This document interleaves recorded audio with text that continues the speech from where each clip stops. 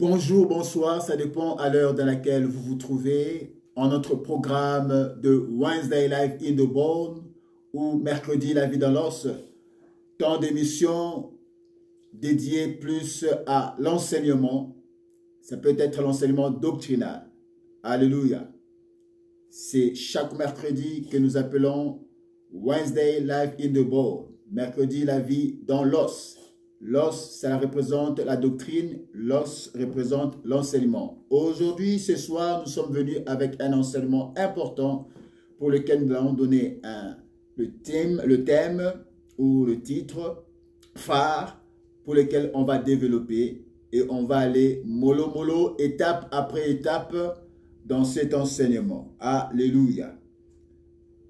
Nous parlerons ce soir de ce thème, la puissance de la connexion.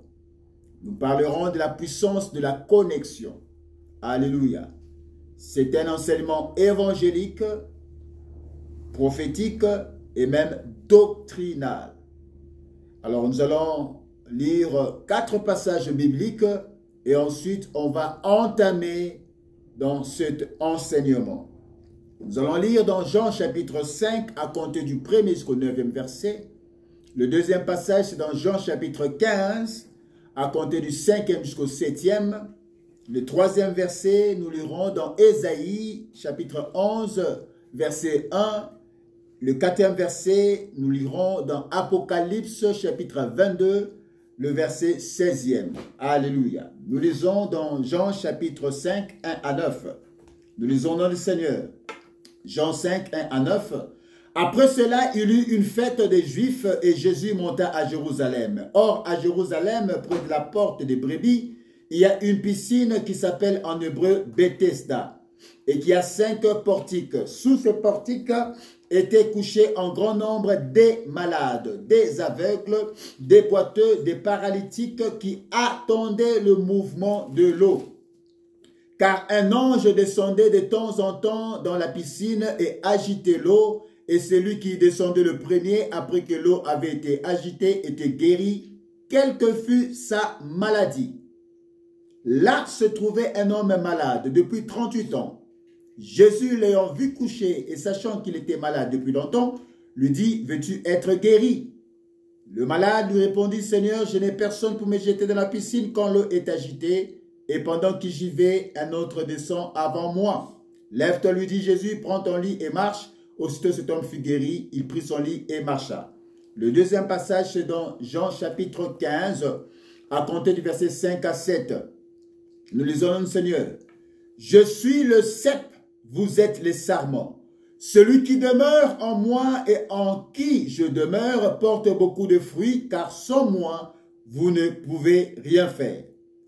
Si quelqu'un ne demeure pas en moi, il est jeté dehors. Comme le sarment, il sèche. Puis on ramasse les sarments, on les jette au feu et ils brûlent. Si vous demeurez en moi et que mes paroles demeurent en vous, demandez ce que vous voudrez et cela vous sera accordé. Ésaïe chapitre 11, premier verset. Ésaïe 11, premier verset, nous lisons dans le Seigneur. Puis un rameau sortira du tronc d'Isaïe, et un rejeton naîtra de ses racines. Puis un rameau sortira du tronc d'Isaïe, et un rejeton naîtra de ses racines. Dernier passage, Apocalypse 22. Apocalypse 22, verset 16. Apocalypse ou livre de Révélation, chapitre 22, le verset 16e. Nous lisons au nom du Seigneur.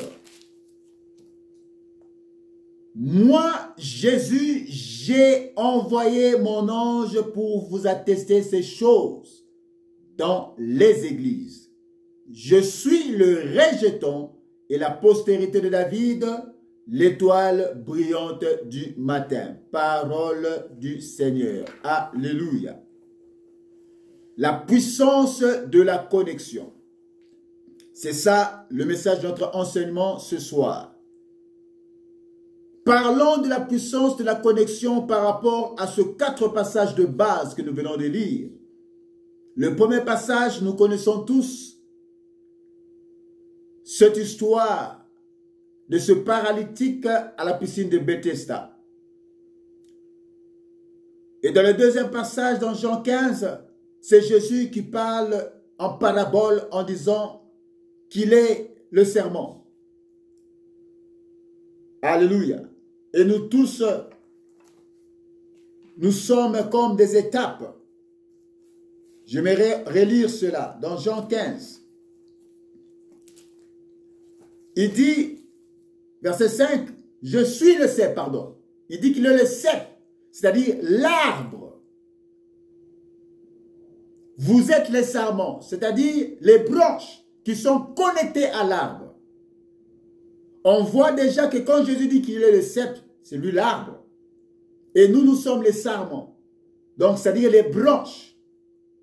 Et pour qu'une branche puisse produire du fruit, il faut que cette branche soit connectée au sarment qui est l'arbre. C'est là où nous voyons la connexion. Alléluia. C'est pourquoi nous parlons de la puissance de la connexion. Avant d'arriver là, nous aimerions premièrement définir c'est quoi la puissance. Qu'est-ce que la puissance? La puissance, c'est la capacité de produire des résultats. La capacité de produire des effets. C'est ça la puissance. La puissance, c'est la force ou l'intensité d'un phénomène. La force ou l'intensité d'un phénomène avec les moyens disponibles. Quand on parle de puissance, on peut aussi le définir comme étant l'efficacité de quelque chose en rapport avec les moyens disponibles. C'est la force ou l'intensité d'un phénomène. C'est ça qu'on appelle puissance. Il y a plusieurs puissances qu'on peut retrouver dans la vie. Plusieurs puissances qu'on peut retrouver dans la société. J'en donne quelques exemples. Le premier exemple quand on parle de la puissance, un exemple de la puissance. Par exemple, en physique, la puissance est définie comme étant, elle reflète la vitesse à laquelle un travail est fourni. C'est ça en physique, la puissance. Elle reflète la vitesse à laquelle un travail est fourni.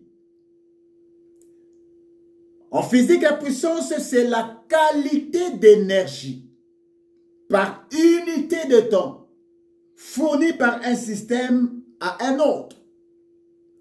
C'est donc une grandeur scalaire. Et quand on parle de scalaire, c'est un nombre qui mesure une température, un nombre qui mesure une masse, un nombre qui mesure une hauteur. Et quand on parle de grandeur scalaire, c'est un nombre qui mesure une température, une masse ou une hauteur auquel est associée une unité.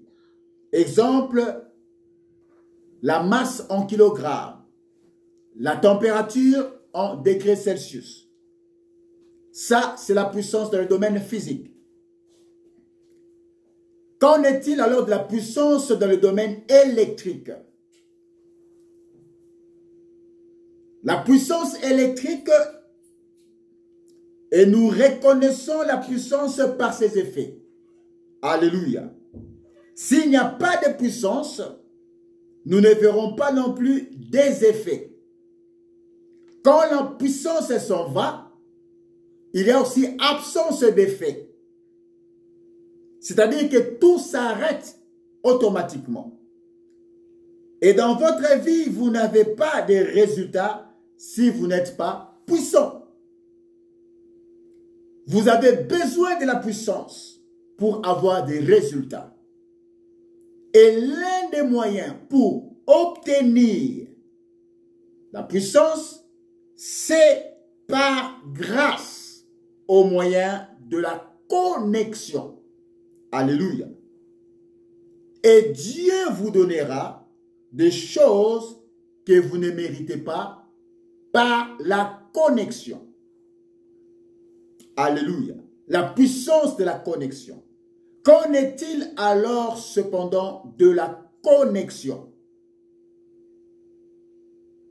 La connexion est une liaison étroite et enchaînement entre certaines choses, entre certains phénomènes, certaines idées et entre des personnes. C'est ça qu'on appelle connexion.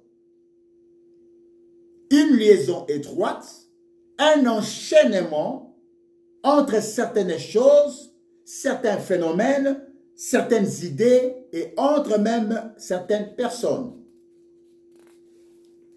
La connexion peut être définie aussi comme une liaison dans un réseau.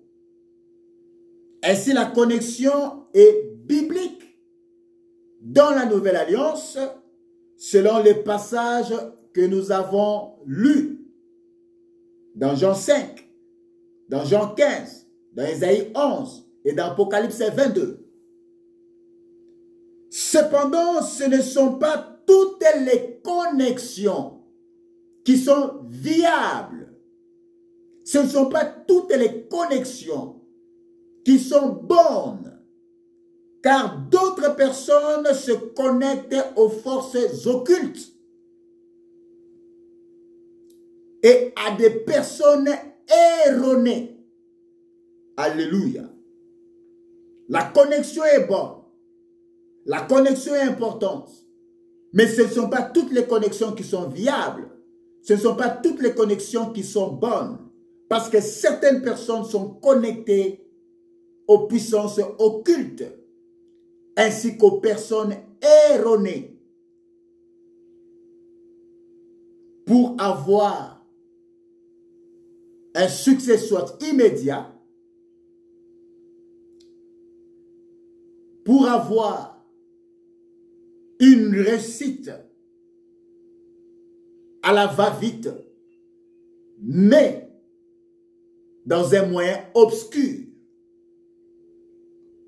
dans la tricherie, dans la fraude. Je ne parle pas de ce genre de connexion. Alléluia. Et toute connexion qui vient effacer les bornes, et quand je parle des bornes ici, c'est la doctrine. Toute connexion qui vient enlever la doctrine, qui vient effacer les bornes que nos pères spirituels ont établies, n'est pas une bonne connexion. Or, quand je parle de pères spirituels ici, je vois les apôtres et les prophètes du fondement universel. Ceux qui ont eu la révélation de la doctrine, qui l'ont mise par écrit, selon qu'il est écrit dans les Écritures. Nous sommes fondés sur les enseignements des apôtres et des prophètes, Jésus-Christ étant la pierre angulaire. C'est de cela dont je parle, de ces pères spirituels. Alléluia. Ils sont des pères, pourquoi? Parce qu'ils ont reçu la révélation de Dieu. Ce sont les apôtres et prophètes du fondement universel. Que ce soit dans l'ancienne alliance, dans la nouvelle alliance. Tous ceux qui ont eu cette grâce d'avoir la révélation de la doctrine et de le poser par écrit. Comme nous le dit les Écritures, nous sommes fondés sur les enseignements des apôtres et des prophètes, et Jésus-Christ étant la pierre angulaire. C'est pour dire que la pierre angulaire, le fondement de tout fondement, c'est lui-même la personne de Jésus-Christ. C'est-à-dire sa doctrine, ses enseignements, c'est ça qui constitue les bornes. Alléluia. Raison pour laquelle toute connexion qui vient effacer les bornes des pères spirituels ou de nos pères spirituels qui ont établi n'est pas une connexion viable. Toute connexion qui vient effacer les bornes, enlever les bornes que nos pères spirituels ont établies n'est pas une connexion viable. Alléluia. Car personne ne peut effacer ce qu'il a déjà trouvé en nous.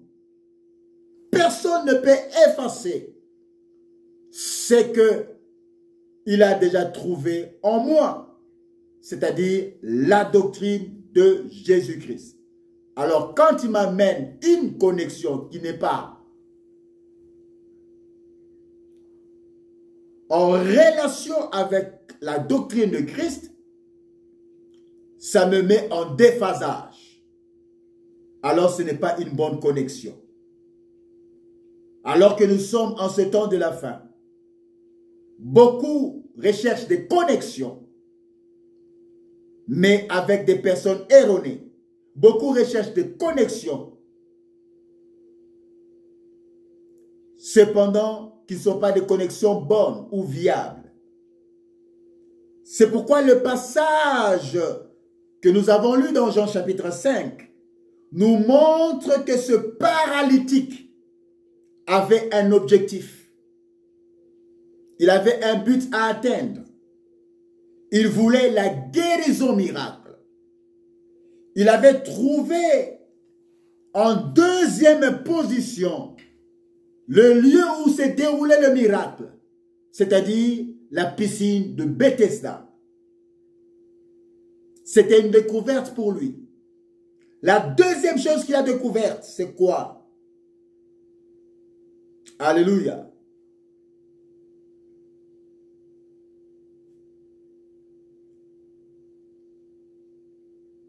Il a découvert la personne de l'ange qui agitait l'eau. Alléluia. Et la quatrième chose, il a découvert la procédure.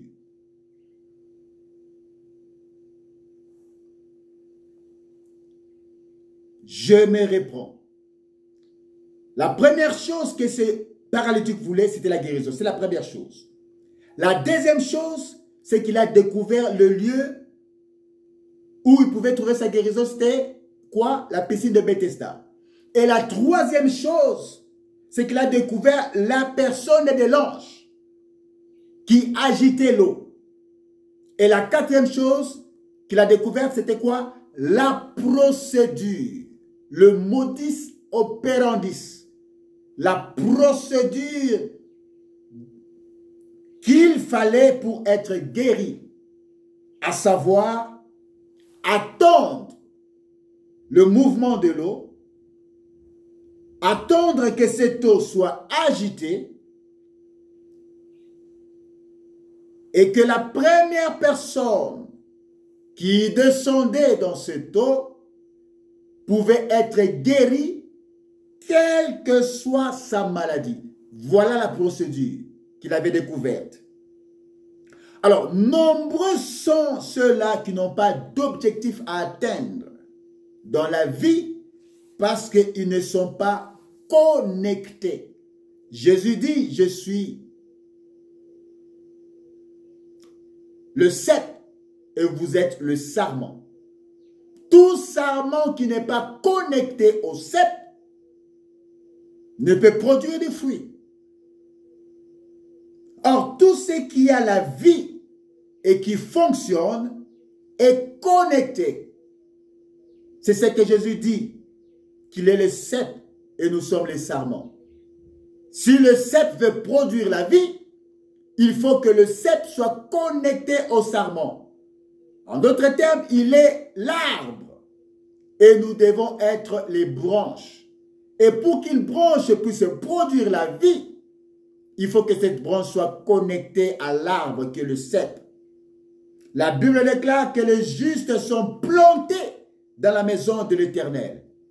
Ils prospèrent dans les parvis de notre Dieu, selon Psaume 22, verset 14. Voilà pourquoi ils peuvent produire. Car tout arbre qui porte du fruit est nécessairement connecté à l'arbre, au cep. Alléluia. Très important. Et tout arbre qui porte du fruit est connecté à la racine.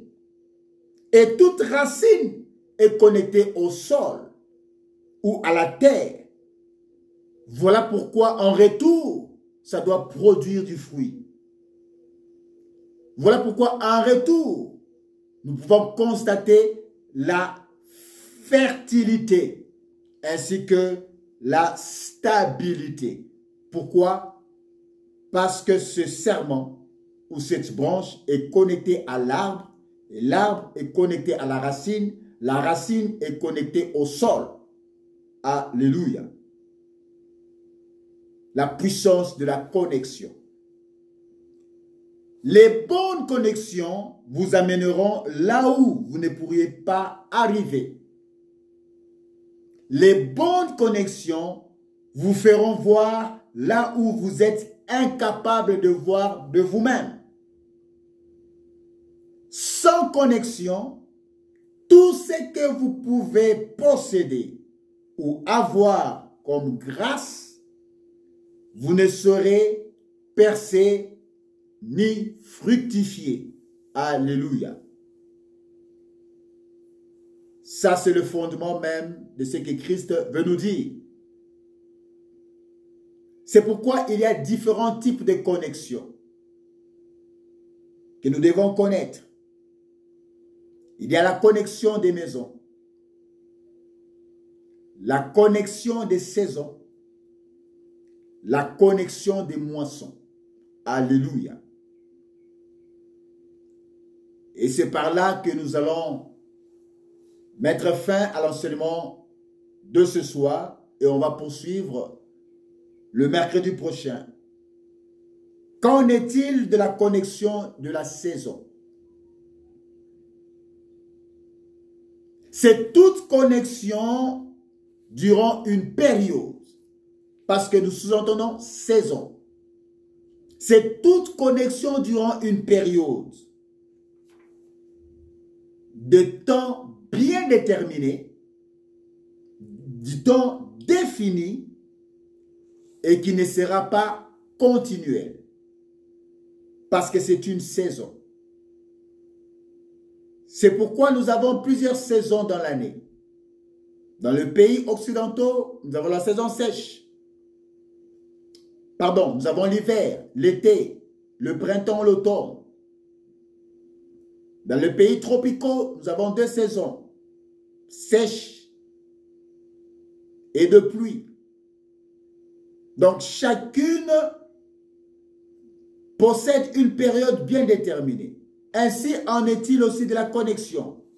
La connexion des saisons, c'est toute connexion durant une période de temps bien définie, bien déterminée, et qui ne sera pas continuelle. Et quand une connexion est finie dans une saison, elle devient périmée, c'est-à-dire sans importance suivant la période du temps qu'il fallait. Car un produit n'est valide que dans sa saison. Mais dès lors que ce produit prend fin ou que son délai d'expiration arrive à terme, ce produit devient périmé ou ce produit expire et n'a plus de valeur ou n'a plus de valeur. D'où il faut tout simplement l'abandonner. Car le même produit pharmaceutique qui pouvait vous aider hier, s'il est expiré, périmé, il finira par devenir un poison pour vous. C'est ça la connexion des saisons. Qu'en est-il de la connexion des maisons?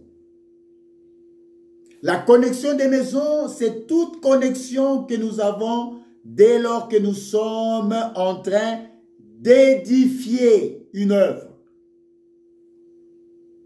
dès lors que nous sommes en train de construire sur un ministère, dès lors que nous sommes en train de construire une entreprise, dès lors que nous sommes en train d'édifier une maison, durant une phase de notre vie, c'est ça qu'on appelle la connexion des maisons. Il y a des gens qui sont utiles au commencement de toute œuvre. Et pendant le parcours, d'autres pourront voyager. Pendant le parcours de l'œuvre, d'autres pourront vous quitter. Pendant le parcours de l'œuvre, d'autres pourront se séparer de vous et ne seront plus utiles à vous. Alléluia. C'est cela dans la connexion des maisons. Lorsqu'on bâtit une œuvre, lorsqu'on construit une œuvre spirituelle, un ministère, une église, alléluia. Ce sont les péripéties que nous rencontrons dans cette connexion des maisons. Et enfin, la connexion de moisson. Qu'en est-il? C'est la connexion à vie. On parle de moisson, c'est là où il y a la récolte. C'est une connexion à vie que vous aurez ou que nous avons avec certaines personnes. Et cette connexion demeure. C'est pourquoi on parle de connexion de moisson ou à vie.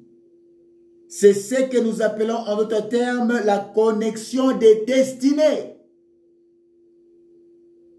Alléluia. Quand vous êtes dans une connexion des destinées, quelle que soit la séparation, vous allez dans une autre contrée, l'autre reste dans une contrée. Mais cette connexion demeure.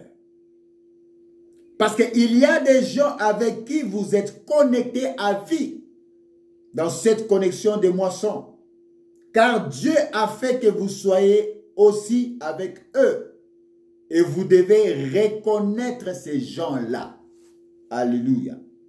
Car une connexion que vous ne reconnaissez pas ne pourra pas non plus être opérationnelle en vous. Car la vie est faite de connexion. Car tout ce qui fonctionne est connecté. C'est pourquoi la connexion que nous avons avec Jésus, c'est une connexion de moisson. Une connexion à vie, une connexion de destinée. Alléluia. C'est pourquoi il dit, je connais les projets que j'ai formés sur vous. Ça, c'est Dieu qui parle. Projet de bonheur et non de malheur. Afin de vous accorder une destinée meilleure. Voilà la connexion à vie.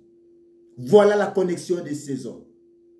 Tout celui qui est connecté à Christ, tout celui qui est connecté à Dieu, c'est une connexion à vie, une connexion de destinée.